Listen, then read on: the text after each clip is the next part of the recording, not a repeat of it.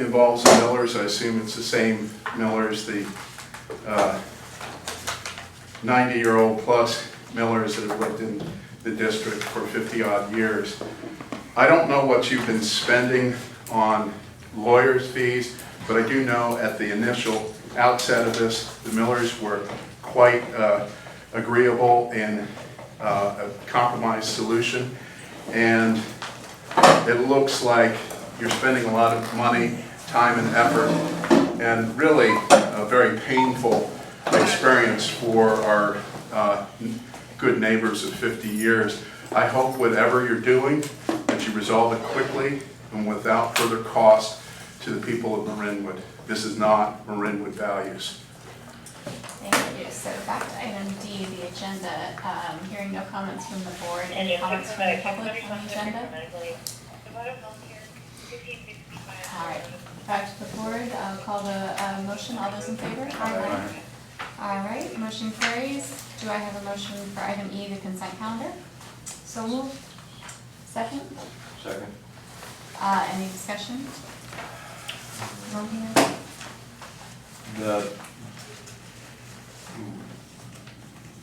We had about $4,000 for JARPA. That was for the pole in the park.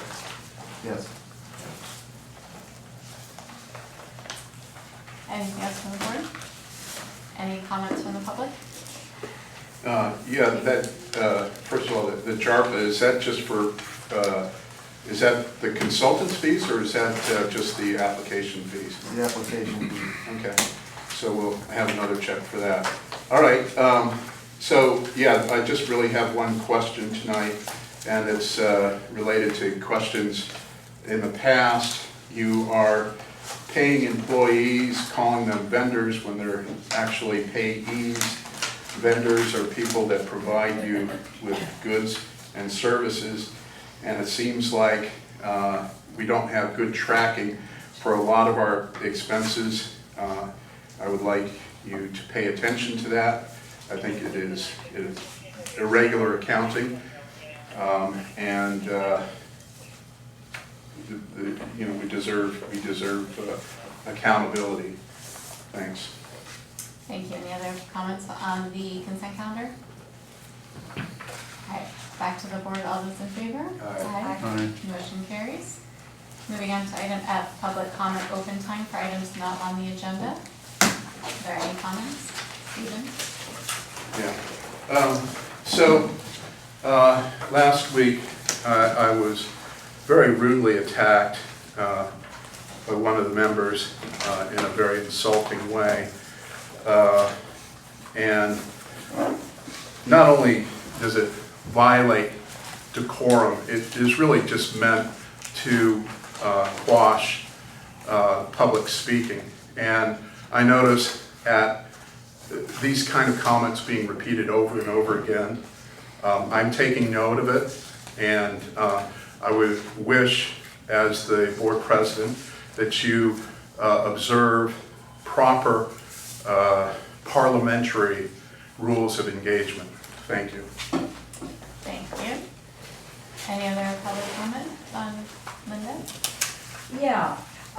First, I'm not sure if everybody or anybody even read my memo about the Firefly Camp counselors are excellent.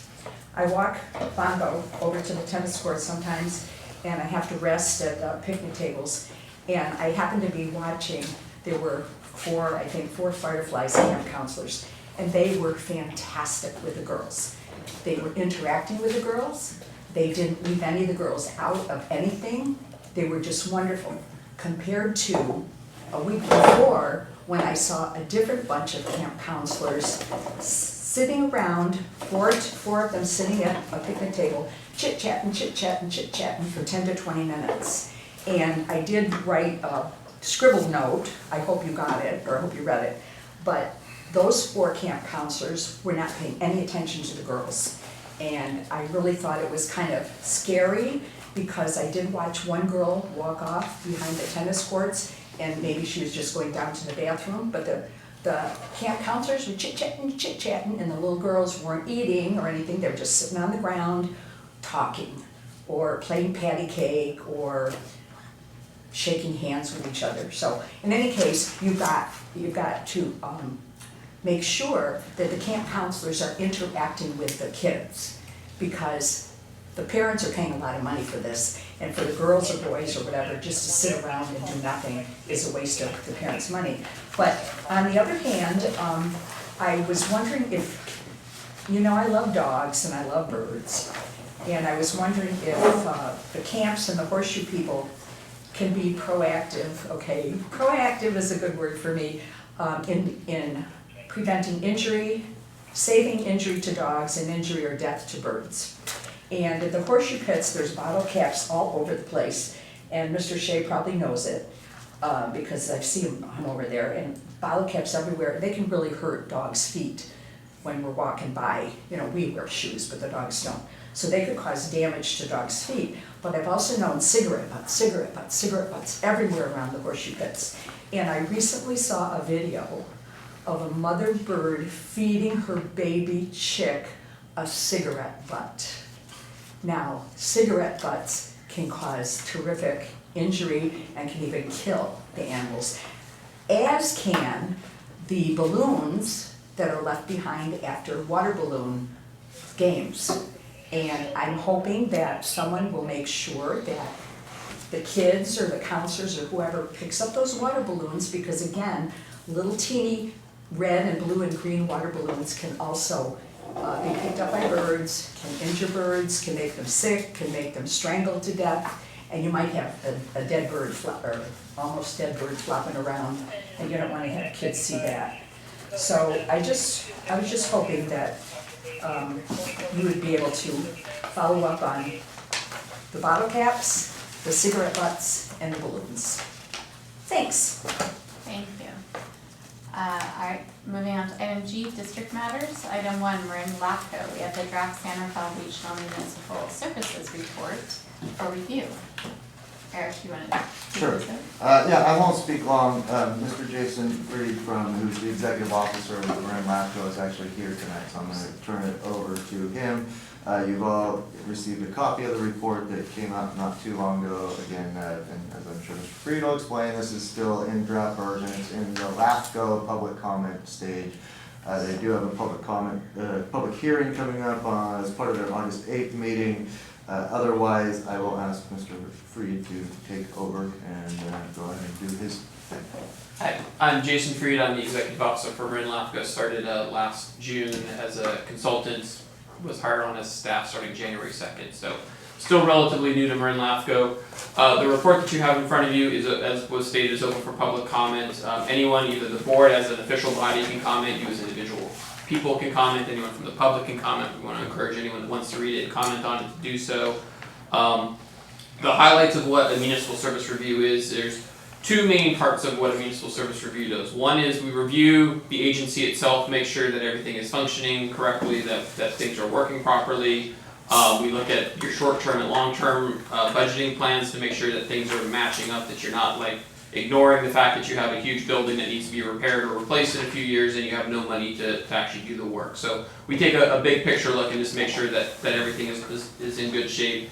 And then the other part is, and this is more for cities than for special districts, is we look at your boundaries. Are you looking to change your boundaries in any way? And if you are, we then take a little bit deeper dive into what services you currently provide and how the border changes would potentially impact the services you provide. And are you, let's say you were looking to expand your boundaries, and I know you're not doing that here, but if you were looking to expand your boundaries, you would say, well, how do you then take these new people in? Can you get enough money from them to pay for the services that you also need to provide to those people?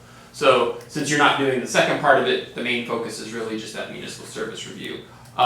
You will see that there's a section specifically guided just for Marinwood. We get into a little bit of history, a little bit of background, so people have an understanding of what it is if they don't physically live here. And then we get into a section, what I call section 12, which is the very end, the last section, where we get into some recommendations, things we've noticed for you to consider. There are kind of two big areas that I would say Marinwood falls into in section 12 that I would want you to pay attention to and hopefully look at it. One is capital improvement programs. The version is you do have some, you do look a little bit into the future, but at the end of the day, we would like a little bit more in-depth look at your capital improvement program. Your neighbors in San Rafael actually happen to have a very detailed one. I know you're not a big city, so you don't need to have as much as they do as far as everything they do. But having a more detailed capital improvement program and making sure that you're really paying attention to those long-term costs can be very important, especially for a small district and a district like yours that I don't believe has very high turnover in home ownership, which means your property taxes are lower than what they are in other parts of the county because you don't have people turning over their homes, and those resale values when they go up because of Prop 13, if you have people who have had homes here for a long time, your property, the amount that you get in property taxes is less. So paying close attention to your improvements, long-term improvements is necessary.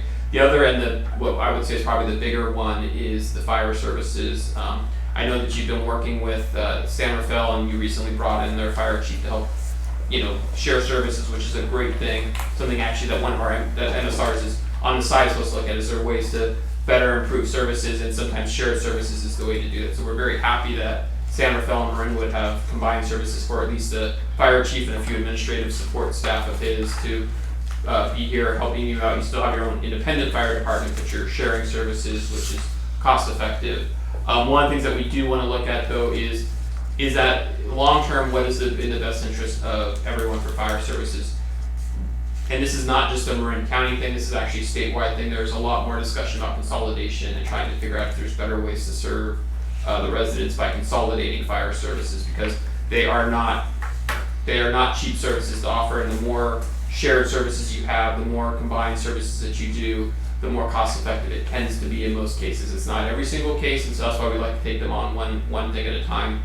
One of the recommendations that's going to come out from LAFCO on the fire services is we want to form a working group that has San Rafael, Marinwood, the CSAs that are out in this area that also do fire services. You actually do fire services for one of the CSAs, you already contract you. So we want to bring everyone to the table and say, look, we know how things were set up, and they were set up for a reason, and they were probably good, but it's been a long time since these services were set up. Let's take a step back and say, how do we set up services today, and is there a working, functioning way? One of the big issues that we're going to have here in this area is you have different retirement systems. And I'm not just talking like you have employees who are under different, you're under completely different systems. You have San Rafael that uses MSERA, Marin County's retirement system, and you use CalPERS, which is the state's retirement system. Both of them are functioning good bodies, but they have slightly different ways in which they approach things, which means costs are slightly different between how you look at it. The recent recession that we had has caused both of those retirement systems to fall a little bit behind, and they're now trying to catch up, and they have different paths for catching up. I will say, someone who was in an MSERA program said to me, one of the representatives said, they have taken a more aggressive path where they're putting costs more on the front end of trying to catch up, where CalPERS is taking a little bit slower path. So you have that divergence. So trying to figure out how do we work that in if we did get to a point where everyone said, let's merge our services together, how do we deal with that retirement system is going to be key and important to the process. And the MSR helps identify that, and one of the things that comes out of the MSR is let's sit down and actually start working things out. One of the things my personal opinion is I hate writing reports that then just get put up on a shelf and collect dust. The reports that we put together under my control here at Marin LAFCO are going to have action items that come out of it, and either Marin LAFCO, if it's something that's specific to us, being the person to be in charge of it, or sometimes we'll say, hey, this is something that 2 other people need to do, it's not really our jurisdiction to do, but we're just going to give you suggestions. Like the capital improvement program, that's just a suggestion to you. The fire thing, that's going to be something that we're going to be more heavily involved with talking about for 2 reasons. One is, it's one of LAFCO's roles. 2 is I realize that you have one person, I don't want him sitting on one side of the table and having to get up, walk to the other side of the table and negotiate with himself. It's good to have a third party in that room when you have someone who represents both sides there, just to make sure everything is flowing and working smoothly. So I do look forward to, hopefully after this, working with the fire chief. I actually, this morning, was in a meeting with your fire chief because I was talking with some folks in San Rafael about this very same thing with their city council. One of their committees met this morning, and we're having a similar discussion as this. So that's the high level of what's in it. I'm happy to answer any questions that you may have, and want to encourage you, if you have comments, please submit them both either on your individual section if we got anything wrong, although we worked with your staff was great and wonderful in making sure that we did as best we could to get everything correct, factually correct in it, and then section 12, which is what do we need to do moving forward. So that's all my prepared comments right now. Okay, thank you. Does anyone have any questions or comments from the board? I do. Isabella? So Jason, you implied in the report that our JPA might need to be reviewed by LAFCO, the newest one.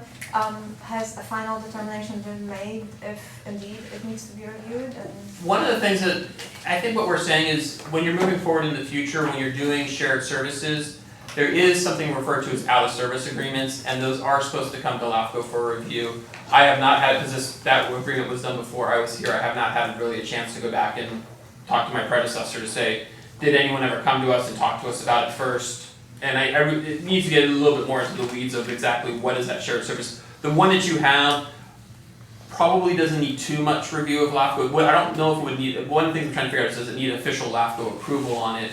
It's already being done and it's working, so we're not going to stop it from occurring, because that's clearly not in anyone's best interest to stop that agreement. So I wanna make sure that is not gonna be occurring. We're not gonna look to stop the agreement. It's just a matter of, should someone technically have come to us and should we put some sort of stamp on it before it happened? I So, believe one of the reasons why, you're asking this question now is because LAFCO was in a turmoil as well Yeah, itself. correct. And I don't believe we really had a way of communicating with anybody. and that is quite possible, so that's one of the things is there's unfortunately not the greatest record keeping for a small period in there, and that's when this occurred, so at the end of the day, it's working, we're not gonna stop it, it's just a question of should something come to us and should we just, for lack of a better, put a stamp on it and say, yeah, no, this is the right thing to do. Our MSR says this is the right thing to do, it didn't come to us initially. And And maybe you might know if it actually ever came to us, Right, well, I was gonna add on, so the actual shared services agreement, the primary agreement is before my time, so I'm Yeah. not gonna really comment on that, that was what, 2013, I think? yeah, Take, a couple of these different contracts, so what Jason is talking about, it's actually a relatively recent piece of legislation involving these outside contracts, but for things like our contract with CSA 13, we don't have to go to LAFCO for that. This is a recurring annual renewal, things like that. And I did talk to, at the time, who was the interim LAFCO executive officer, and because it also fell into these exemptions where it affected less than 25% of the total employee count, that's what I thought. everything else. So LAFCO was consulted, and they basically came back and said, no, we don't need to be involved in the chief officer agreement. So that might need to be reflected in the report. Feel free to put that in your if to the review. I'll make note of it, but also if you're writing official comments to us, feel free to put those in there too. And I will also add on my behalf, not necessarily representing the entire board, but I am very much in favor of us not only becoming a part of a regional fire services working group, I believe you name it, but I also believe that really makes sense from a management point of view to consider one fire agency in the entire Marin County. I mean, I really don't understand why, with the population in Marin of being, I believe it's 260,000 roughly, we have 11 fire departments versus San Francisco population has 890,000 people and what? So, are there efficiencies to be had? Definitely. Is it something that I think needs to be really spearheaded by an organization like yourself, like yours? Definitely. Yeah, no, we are definitely going down that path. It's one of the things to keep in mind is I always gonna say, if you look at why Marin is set up the way it is, it makes perfect sense because there was all these small little pockets that weren't ever officially connected. As Marin has grown, all these small little pockets have started to become connected, but no one's ever really organized the government. And in some cases, there are people who say, no, we want to keep our small little thing because we like what we do here. We do something different than the neighbor next to us. And so it's a question of how do you keep that local flavor while you're also getting efficiencies in the system. Right, but you also know, I'm sure very well, that there are certain things that give you local flavor, but Yeah. No, fire department being almost a paramilitary organization, there is not really much flavor. There is a very good uniformity across the, correct. I would imagine, departments for everybody's safety Yes. and for ease of organization, so it only makes sense, but it's. I personally I agree with you, but there is that, there are some folks who are like, we have, our little fire department does something different than the other ones, and so we wanna make sure that stays in place. And it goes, to be fair, it goes on just fire departments, it also goes into a lot of other services that are provided in the county where there's a lot of small little agencies that do similar services right next to each other. So it's a combination of all of that. Economies of scale. Yeah. Let's end at that. Other questions, comments from the board? Bill? Yeah, I do. Joe? Yeah, I read your paper with interest. I'm not entirely convinced that a merger or JPA is in the best interest of this district when it comes to fire service. We had an independent fire service decades ago, and it made sense at that point in time. It no longer makes sense for this community. Whether or not we still have a fire department in Marinwood is a question. Due to the pension obligations that don't seem to be worked on at all at a governmental level, we're probably going to find ourselves in a completely cash poor position within the next 4 years. So we will be looking at alternatives in addition to mergers and JPAs, and that is abandoning the fire department entirely and outsourcing.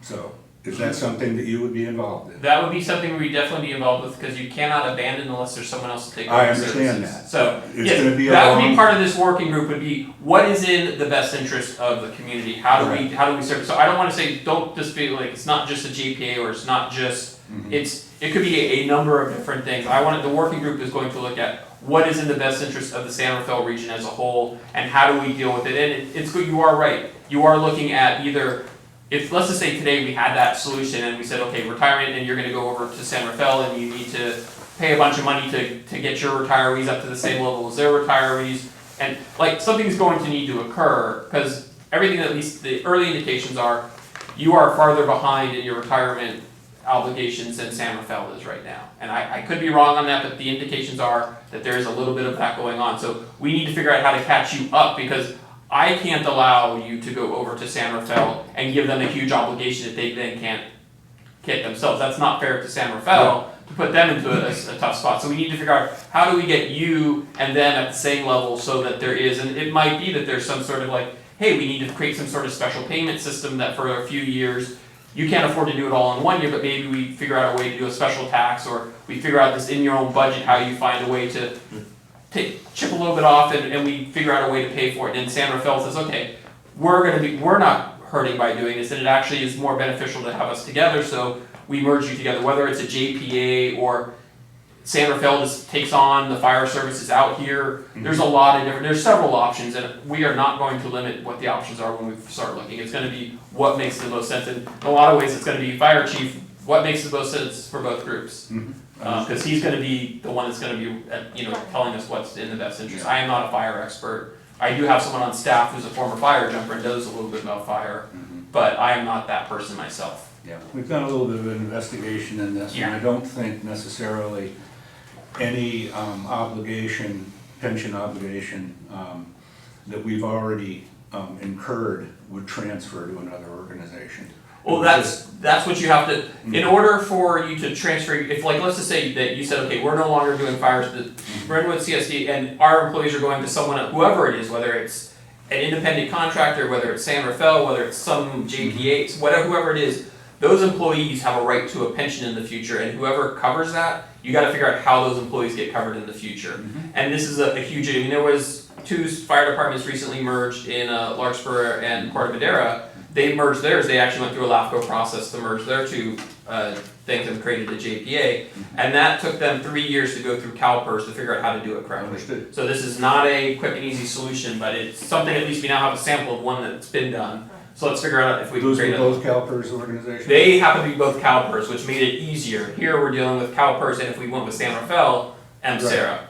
Yeah, and San Rafael's basically accelerated its payoffs on its pensions. Well, that's MSERA has done that. It's not necessarily San Rafael. It's actually the MSERA process is farther ahead than CalPERS is. Understood. Okay. Can I chime in? But my understanding again is that on something like this, whether you go to a different one or the same, the burden that we've incurred during the employment of them here, that stays with us. That doesn't carry over. In fact, it would impact us more because we're one of the lower paying ones. So as they move on, they're gonna most likely be making more, which makes their ultimate payout at the time of retirement hire, and that's what CalPERS would be collecting it on. It wouldn't be any different than if one of our firefighters voluntarily resigns because they got hired on with a different agency, and that agency could be an IMSAR, it could be a different county Yeah. agency. So they would be taking on the burden from that point in time. The burden that they would be taking on is the fact that some of these may be, quote unquote, classic employees, as opposed to their ability to hire a PEPRA employee. So Yeah. obviously a classic employee at a classic plan rate is a much larger burden for them to take on than hiring a new employee who may not be at a classic level.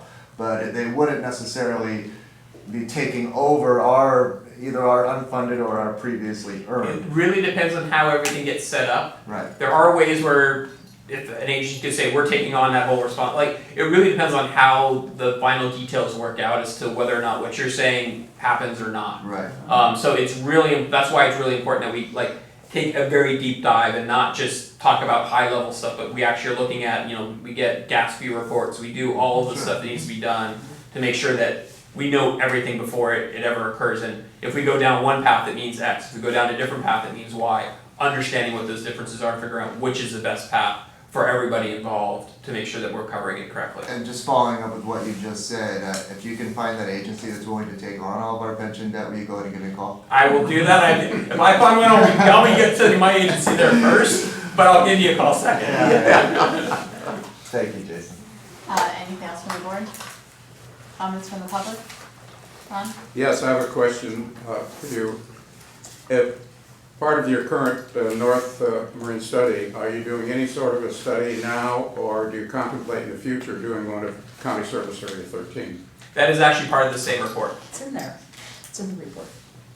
It's currently in the report, so if you go to our website, you can pull up the report, or if you come to our office, we can print up a copy for you if you need it.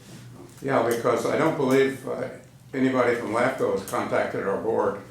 We have gone, because your board is actually, you're talking about your CAC. We have been in contact with the county staff. It is up to the county staff whether or not they want us to come to a board meeting or not. So if you would like us to we be have at a a board meeting. problem. I'm chairman of the advisory council for CSA Yes. 13, and we have a little bit of a problem with the county grabbing our money for various and assorted bureaucratic functions, which may or may not be proper. Well, I would encourage you then to get a copy of the report, write a bunch of public comment and submit it for us, and we can take a look at it as part of the public comment process. Do you have a staff that's available 5 days a week in an office? Yes. Where's that? You've been to our office, you've been into my office actually when I first started. We are over at 1401 Los Gamos, right past the YMCA. If you go to that bland building right at the end of Los Gamos.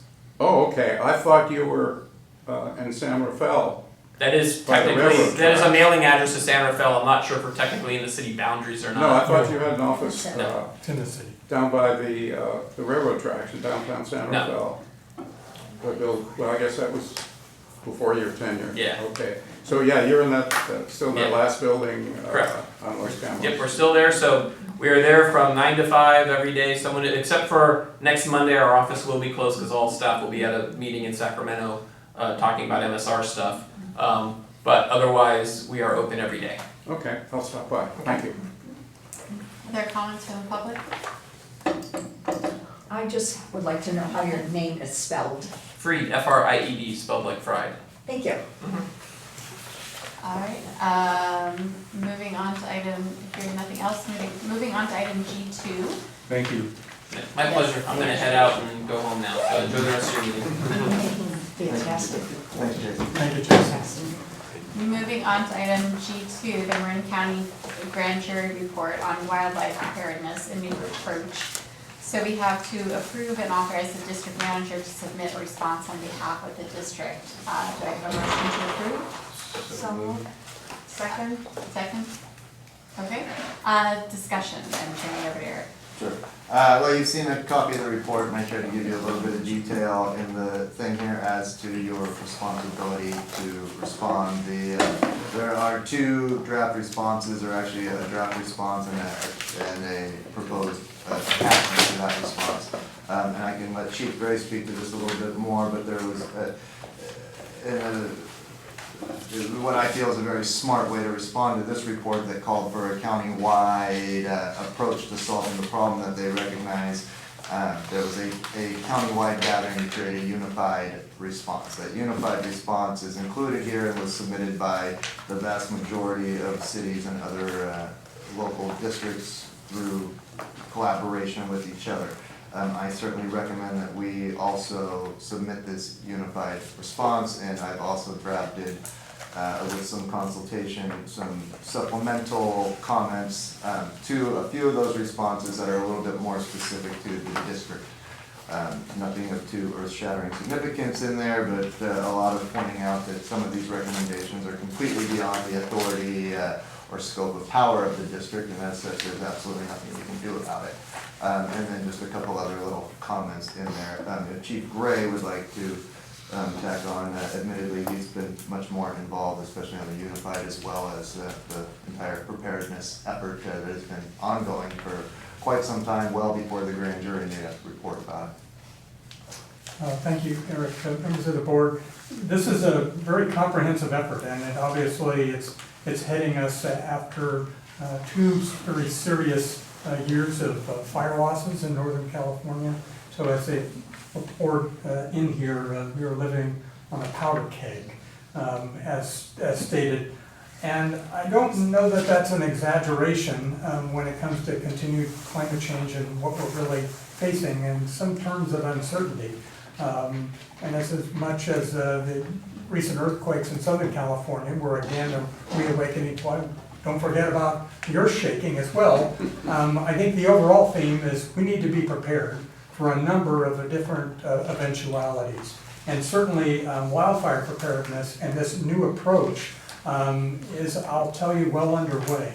And I'll contrast it to what's been going on really since post-World War II in California, which is, generally speaking, a state that responds together to emergencies regardless of jurisdictional boundaries. And we do that in a seamless way throughout Marin, and that continues throughout the state of California. And it is really one large response force, which is completely reactive.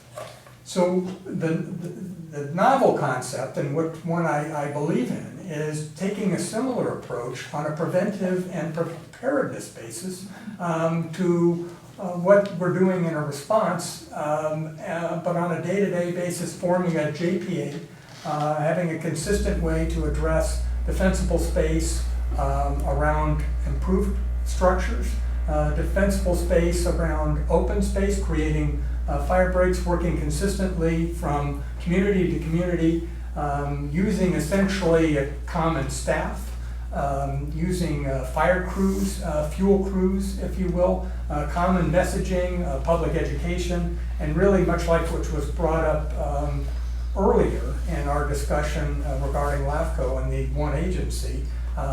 This would be a unified approach. We would have consistent codes and ordinances relative to vegetation management. And I'll just tell you that the JPA is currently in formation, and much in what has been outlined here is actually underway, as Eric said.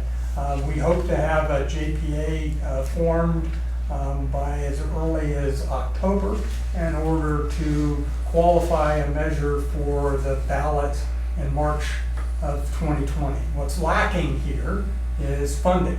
And so that's going to require either sales tax or a parcel tax. And Eric has written in here relative to the district's position with the sales tax and a parcel tax. But we're not able to, and I can speak for San Rafael, we're not able to achieve the levels that are necessary for vegetation management and wildfire preparation with existing funding levels. So new funding is necessary. There is recently a county-wide poll that was done. Did any of you participate in the poll that was done by the county? You would have received an email or a text message from the county fire chief. That's how they came out.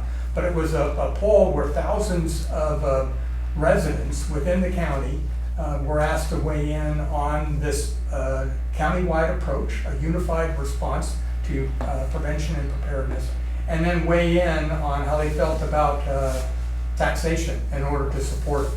And so tomorrow I'll be going to a meeting with some other part of the county leadership team that's involved in the formation of the JPA, and we'll be talking about the results of the poll. So before the next meeting, I'll be able to report back on that and some additional progress. But we're very optimistic. I think it's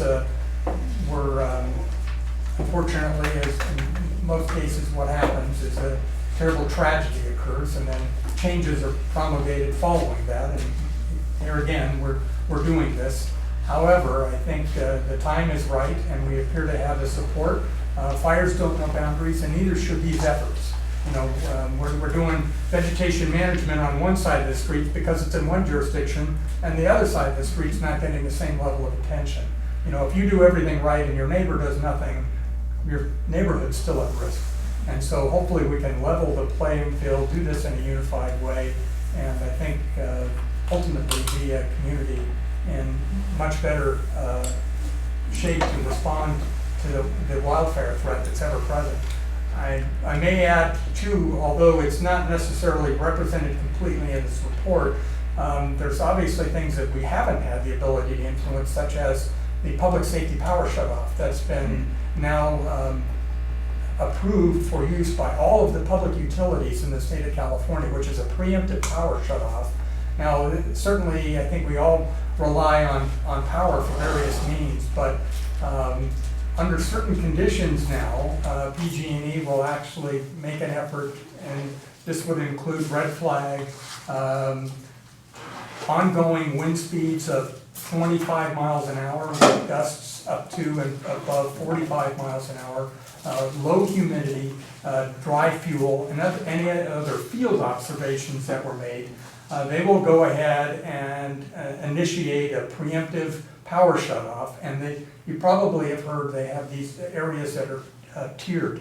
So 1, 2, and 3. 1 being, and some of this is misleading, but it's been done on a state basis, and I say that because what's the difference between a tier 1 and a tier 3? Sometimes it's a few hundred yards.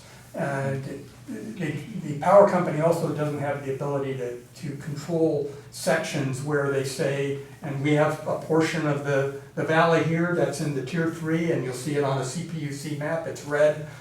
Portions of San Rafael, a lot of the county is in a tier 2 area, but rest assured, if they decide to shut the power off, most all of us are going to be affected. And even the utilities are struggling with, when I say that, I mean the water districts, the communication providers, and the sanitary sewer providers are struggling with not having the ability to potentially field the use of their facilities under emergency power for 48, 72, 96 hours. Because the difference with the public safety power shutoff is it's going to require restoration, not automatically, but manually, followed a physical inspection of the infrastructure, because they don't want to re-energize all of the infrastructure if it had failed at some point and then would start fires.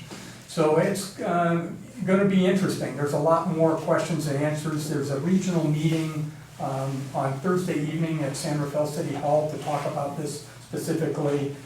PG&E made a presentation that I attended last week.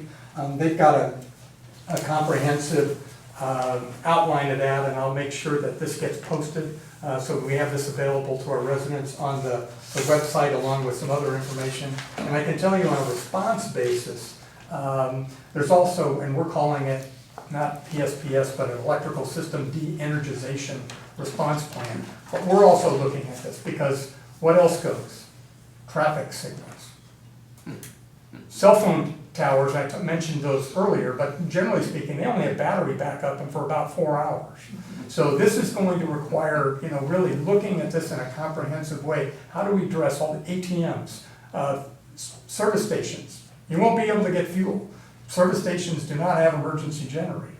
So, and then the public reacting to this and everyone wanting to try to, be self-sufficient and people potentially purchasing emergency generators, gasoline, all sorts of things. So there's a lot of things out of this wildfire preparedness that are now coming. And one, this is how PG&E is getting prepared. They're saying, well, we're gonna shut off the electricity, therefore we won't cause a fire that we've unfortunately caused in the past.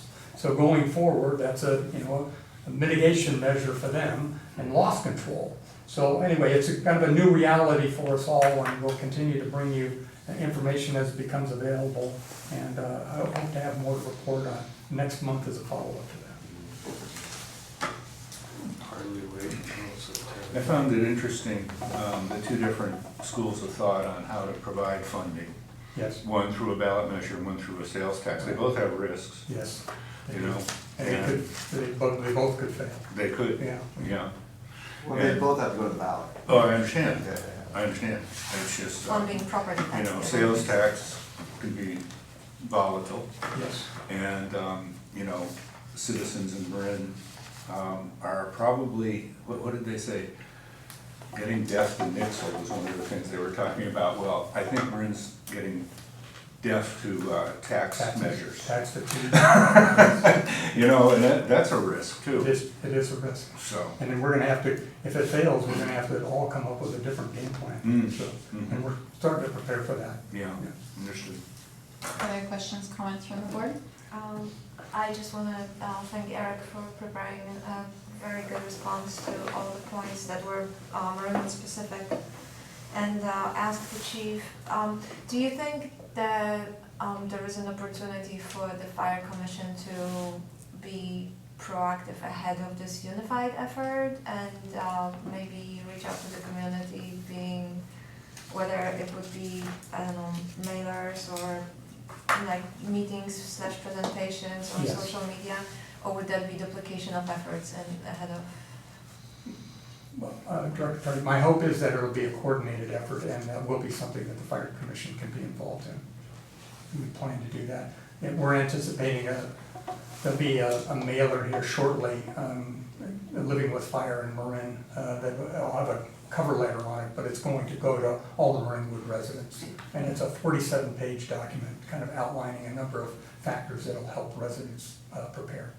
So that will be one of our initial steps, and we'll be doing some community meetings as well. Thank you. Anything else from the board? Comments from the public? Stephen? Yeah, I'm glad we're addressing this issue. My concern, Chief Gray, is for people with medical needs, medical equipment, and a lot of these people are seniors. I don't think they necessarily have backup generators.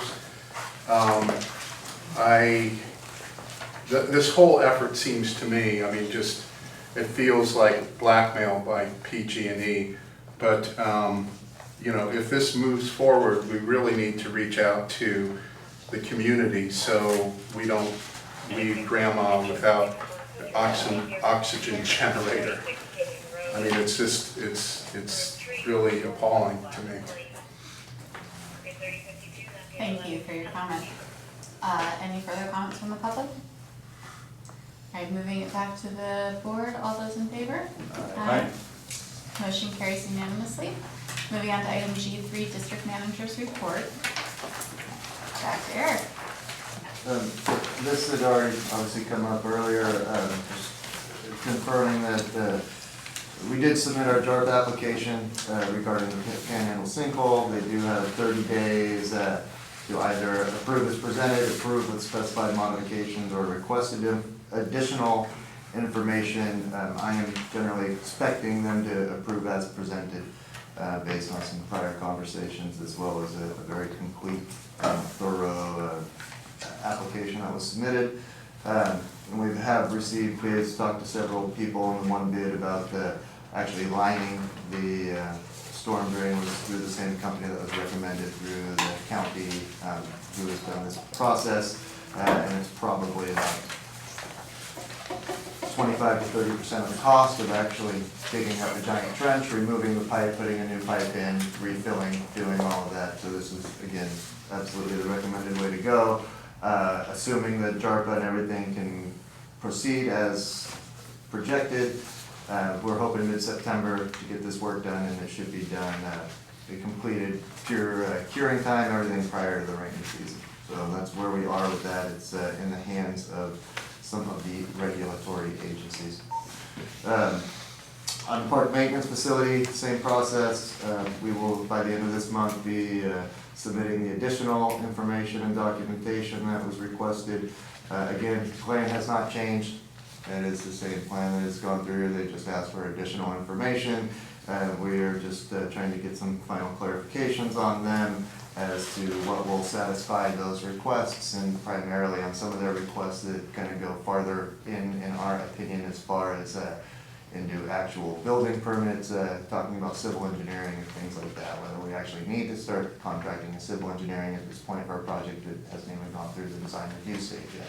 So we'll be there, let you know when that is some word back. Otherwise, Tiffany and myself have been working hard, as have a lot of the staff, just to making sure that everything's in on our fiscal year end as we start to prepare for closing out our books. Obviously, we're a little bit dependent on the county on some of these things. I anticipate all the way through July, some of our funding will be coming in and posted as of 6/30. So there's not a heck of a lot we can do to close out until all of our taxes, when I say funding, I apologize, taxes as well as recorded interest for Q4 for funds held in the treasury. And then the other thing I did want to bring up that I didn't actually list on here, but it kind of hit me, is am expecting the county to begin work on the Ponte Trail project that was presented to this board and approved and authorized for me to move forward with them. I expect that to actually start this month. Wow. All right, thank you. Any questions, comments from the board? I have a couple of questions. Yeah. So if the JARPA application is approved, it'll be approved by July 16th. Why do we wait until middle of September? This is because the folks that have bid on the project won't be available until the middle of September? Yeah, that's the scheduling that we're looking at. That's, yeah, they wanted to get it on the schedule and start penciling it in, and we also wanted to put in a buffer zone in case they do come back with additional information requested or other modifications. It gives us time to react to that. Plus, a lot of it also has to do with rainy seasons, making sure that there's as little water as possible flowing through the creek at that point in time, gives them the most space at the outfall, even though part of the project already has a containment plan at the outfall as well. Okay. Longevity of the inner seal, I mean, did they give you? Longer than you and me. Yeah? Yeah. Okay. Well, that's not very long. Anyway, Anyway, so. it's a spun concrete Oh. inner seal. This isn't like a latex or another plastic. I mean, this is basically becomes a hardened cured concrete on the inside of it. Okay, very good. And the bid includes filling and stabilizing Correct. the entire area? Yep. Correct? Okay, great. Thank you. Any other questions, comments from the board? Questions, comments from the public? Linda? Well, I think I'm a little confused here because we just did the district manager report, right, number 3? And for number 2, the board action says approve. Was that approved? Yes. When? Just before. Like 5 minutes ago? I didn't see anybody's hands raised or anybody ask for a motion or anything. I called the question and She everyone called said it. aye. I'm sorry? I called the question and everybody said aye. Motion carried unanimously. Oh, okay.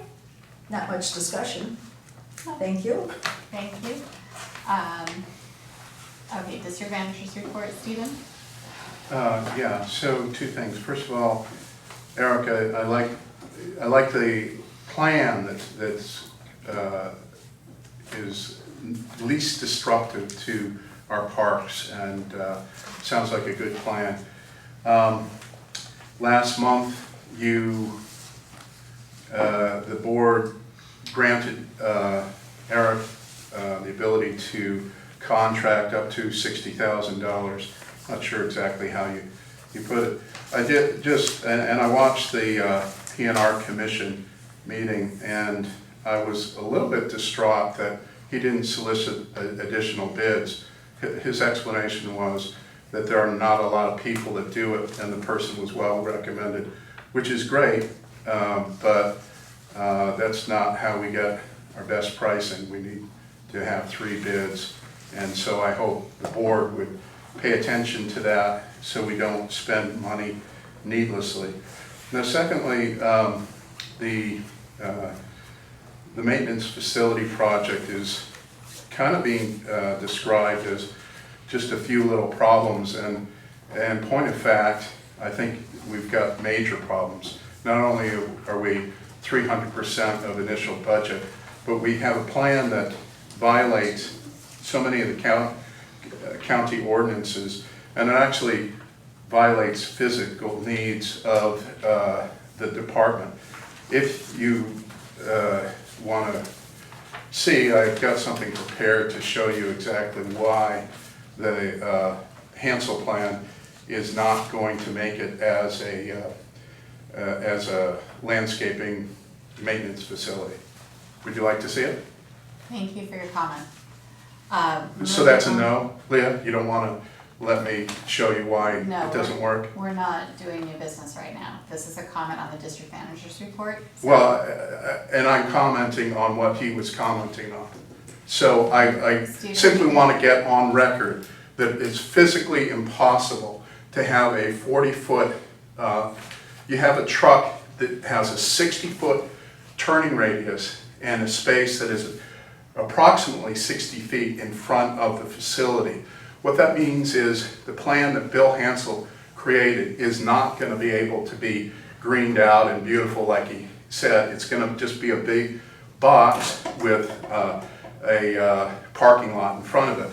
And it will require also a turnaround facility in the meadow to the east.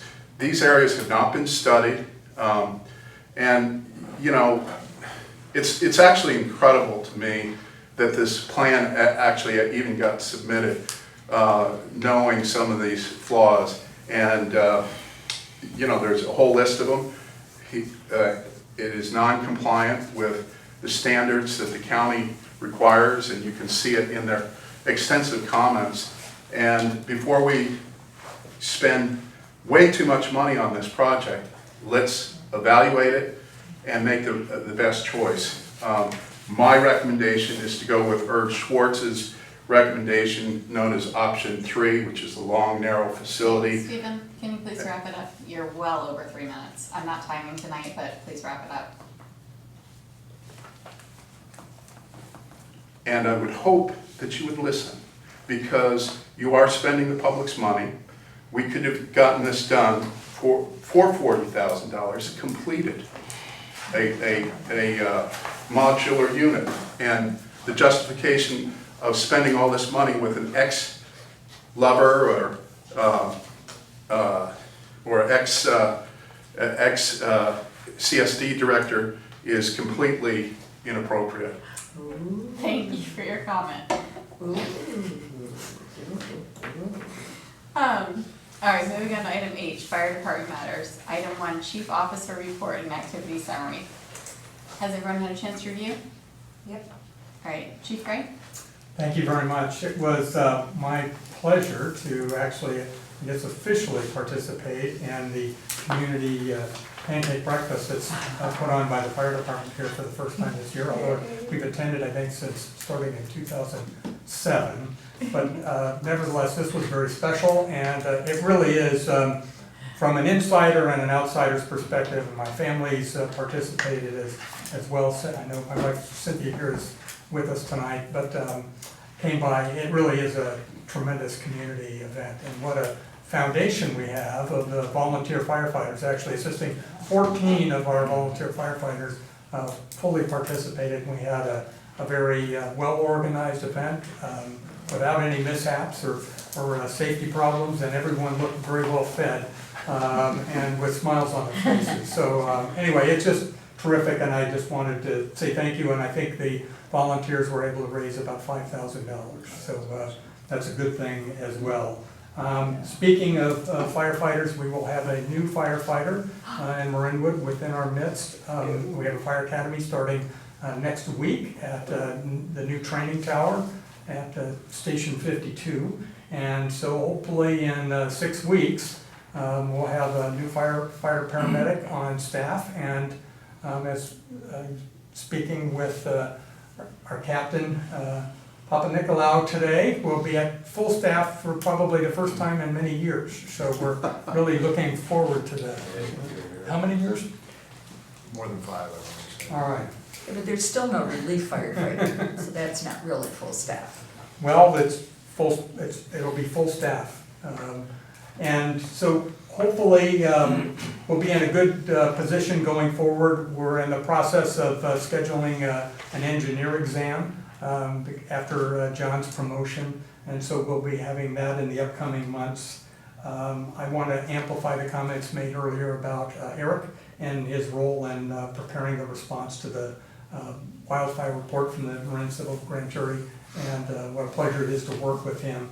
We have a couple of new vegetation management inspectors starting in San Rafael that will be assisting in Marinwood this month, including one that is an arborist, which will be quite helpful. Oftentimes we get into spirited conversations regarding trees and all plant types. So it'll be very helpful, I think, to have Matthew here and assisting us.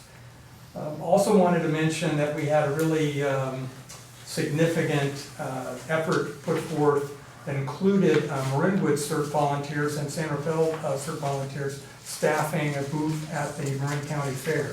So the best thing about the fair is that it's well attended and everyone has a good time. The second best thing is that Fire Chief breathes easy when all the fireworks are over with and we haven't had any problems. So the only real mishap this year was on the first night, between the sound check, when the musical performance is complete, there's a musical performance sound and then there's fireworks sound and a little bit of choreography that goes on. So they did a check between each other over radios, and somehow someone said, "Good to go," and they launched the fireworks at 9:05 instead of 9:30 on the 3rd. And so it's still a little bit light, and no one was quite ready for them, but away they went. And, anyway, they were able to correct that the remaining 4 nights, but went off without any problems. So, and locally, we only had one fireworks-related fire that we're aware of, at least that was reported, and we suppressed. So overall, we did pretty good. Engine 58 was busy, as all our crews were, and did a real good job out there. So anyway, that's all I have to report, and thank you. Thank you. Any questions, comments from the board? How does a resident utilize or get the vegetation inspector to come and visit? They can either contact Engine 58, they can contact Eric, contact myself, our offices. So yes. Okay, is there a priority for WI properties, or We even all, those of us that aren't? everyone deserves assistance, and we'll do our best to provide it as Okay. quickly as possible. Great, Yeah. thank you. Okay. Anything else from the board? Questions, comments from the public? Ron? Yes, I was gonna bring this up at a fire commission meeting, but we didn't have one this month. But I was pleased to hear that you have some wildland fire personnel coming on board, because the county has been incredibly deficient in fire prevention at what us old timers refer as the county farm area between Juvenile Hall and Lucas Valley Road, that field. And unfortunately, the chairman of Parks and Open Space thinks birds and critters are more important than people, because with our 40-mile-an-hour winds down Lucas Valley in the afternoon, if there's any spark, we could lose Idleberry and Appleberry very easily in Marinwood. And perhaps just as serious is the space across the road from the Park and Open Space Ranger office. There's a cemetery there that the weeds are 3 feet high. The county is showing incredible irreverence for that. And it's not necessarily a fire department matter, except that the weeds are 3 feet high. And I would like San Rafael and Marinwood to put pressure on the county to do some weed abatement north of that road going up the hill, because there's, I think, an abandoned single vehicle garage there. Whether anything's stored in there, I don't know. But there's also some abandoned school buildings up the hill a little bit into the west.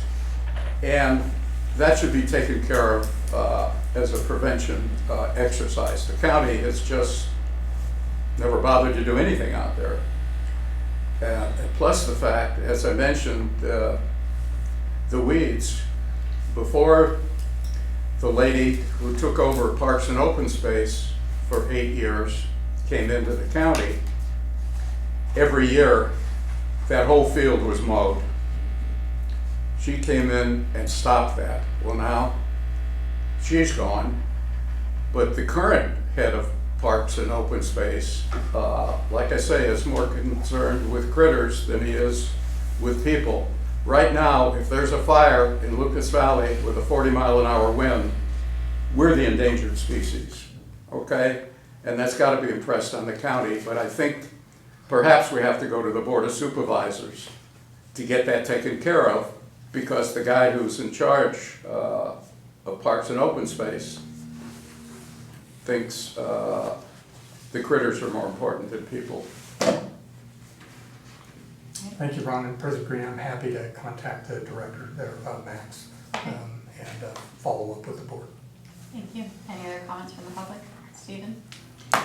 Yeah, this is just a general question concerning preparedness. Is the fire department the primary agency that would handle a mass evacuation in Marinwood?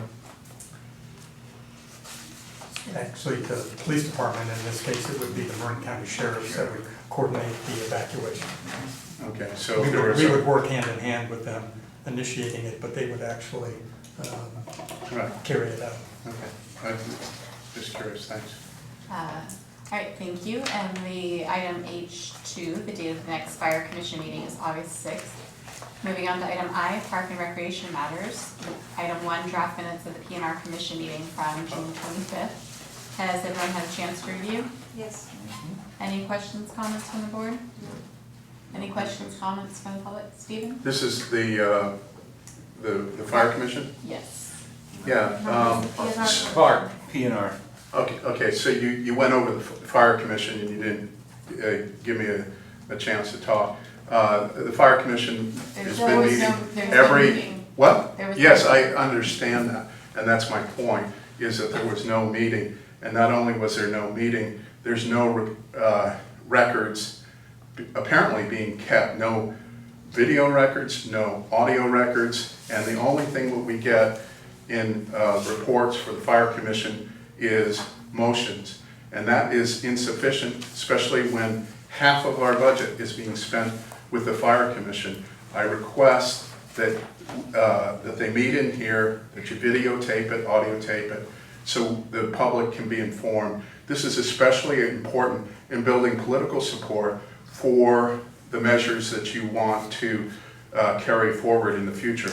I noticed that San Rafael doesn't record them. I'm not quite sure why, but in this modern age, there's actually no reason to interrupt me or to not have that record available for the public. You know, we live in a democracy and you have to communicate with the public. Okay, wrap it up. Moving on, so we are on. And when you interrupt me, Leah, I'm going to interrupt you back. I'm sorry, but you're not abiding by parliamentary procedures. You're very rude, and I'm really tired of doing this. It's the only defense I have to get my voice heard. Thank you. And I would like to say something. Linda? I do see a difference between the amount of time you allowed Mr. Marinoff to talk about the fire department information, you know, the group of information you're supposed to be talking about, and how much time you give to Stephen. There's a disparity there, and I just wanted to make sure you realize that you give Mr. Marinoff this much and Mr. Nessel this much. Thank you for your comment. Back to the draft PNR commission minutes. Are there any further comments from the board? Anything else from the public? Yes, may I speak? Yes, Stephen. Okay. Yeah, it's just a minor thing. I did watch the program, which was very helpful. Thank you for providing it. But it doesn't list my Quietwood neighbor there. I'm sure it was an oversight. I know you have information later who she is, but the minutes should reflect that she was in attendance. I actually thought it was Saban from the back. I did too. Yeah, so. Yeah. Thank you. All right, moving on to item I2, application from resident for appointment to the PNR commission. We have an application. Eric, do you want to speak to this? Sure, Ann Shawson is a local resident who has got young children, has been involved in our programs, utilizes our facilities quite often, and her and I actually engaged in a conversation at one point where I actually started telling her about the commission and encouraged her to come to a meeting and consider potentially applying. And the results of that are her letter that you see on the back. The one thing that does need to be decided here, because of the way terms work in our vacancies, we have vacancies with various ending dates. One, these are regular positions, not the alternate position. One ends at the end of this calendar year, one ends at the end of the next calendar year. I have spoken to her, as I put in my little memo here, and she would prefer to, if it is the board's decision to appoint her, to go ahead and appoint her to the term with the latter ending date of December 31st, 2020. However, she will gladly serve in either term that the board feels most appropriate. That said, staff recommendation is to appoint her to the vacant position with a term end date of 12/31/2020. Do I have a motion? I would like to move to appoint Ms. Second? Shawson. Shasson to the vacant position with the end date 12/31/2020. A second? Sure. Okay, any discussion of the board? Okay, comments from the public? Okay, hearing none, call the question, all those in favor? Aye. All right, well, welcome, it's always exciting to get new blood. Let's see, now we are on item I3, recreation and park maintenance activity reports. Turn it to you, Luke. Thank you, Leah. Well, we just started our 4th week of our summer programming, and things are going very well. Been very impressed with how smooth the summer camps have been going under Robin's leadership. We have just had a lot of positive reviews from parents, from the kids, and things are kind of going off without a hitch. So that's been a great first 3 weeks, and week 4 is first 2 days in is also been going extremely well. So it's been fun to see lots of dress-up days, lots of exciting themed activities. We've had dunk tanks and dance parties and gold panning in the creek and all sorts of exciting things. And what's that? Yeah, we found some gold. Yeah, they may have been spray painted rocks, but we don't tell the kids that. So that's been a lot of fun, and the staff have been getting very into it, and it's just been another great energetic summer. So I'm very excited with how well things have started this season. Similarly, the pool has been going well with our new supervisor Stephanie taking charge, and staff have been doing a great job. The trainings have been well run.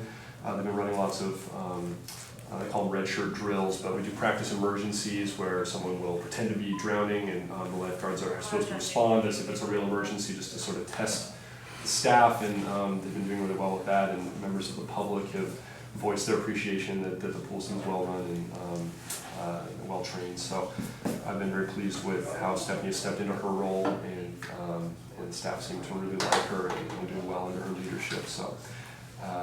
And I've been trying to take a step back and not get in the way, so that's been going great. Our first Music in the Park happened Friday the 28th with Justin Schaefer's and the Blind Barbers. who I thought were terrific, and I ended up downloading their album. We had good turnout, and things went really well for that first installment. The next one is this Friday, 6 to 8, Paul Fraser and Tarnation. So I hope everyone was able to make it out, but we're excited for another installment, and things are off to a good start for that event as well. The next event will be our annual Summer Brew Fest on Saturday, July 27th, 3 to 7, which will feature local breweries, more live music, and some food, so that should be fun. On the maintenance side of things, staff have been just trying to keep up with keeping the landscaping fresh with all the foot traffic, and keeping things clean and making repairs as needed. We just installed a new, replaced our second heater in the pump room, so we're now working with 2 functional heaters for the first time in a few years, which has been great. And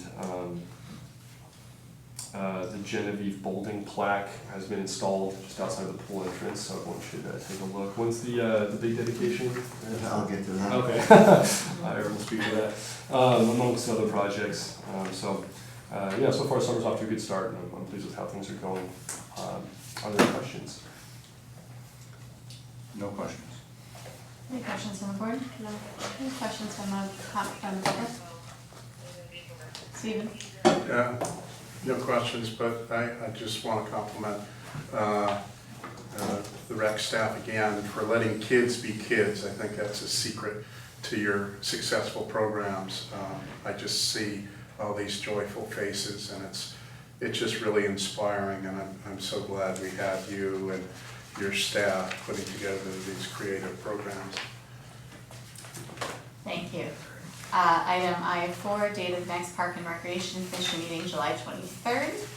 Moving on to item J1, new and other business, SDMRA election of their board of directors.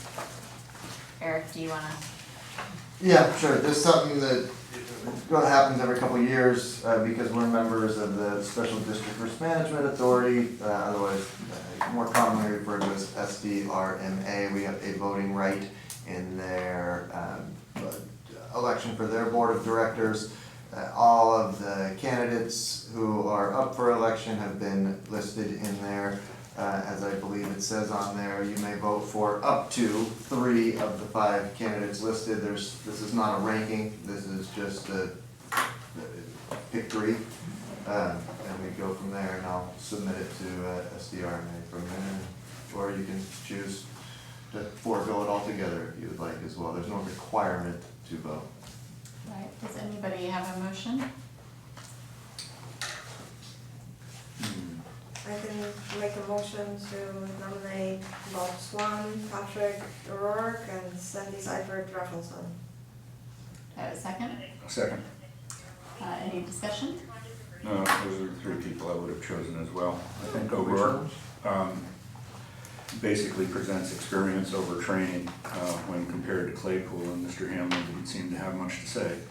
So, but I would say that those 3 ought to be worthy board members. Okay, anything else from the board? Comments from the public? Hearing none, I'll call the question. All those in favor? Aye. All right, motion carries. Item J2, request for future meeting agenda items. Anything from the board?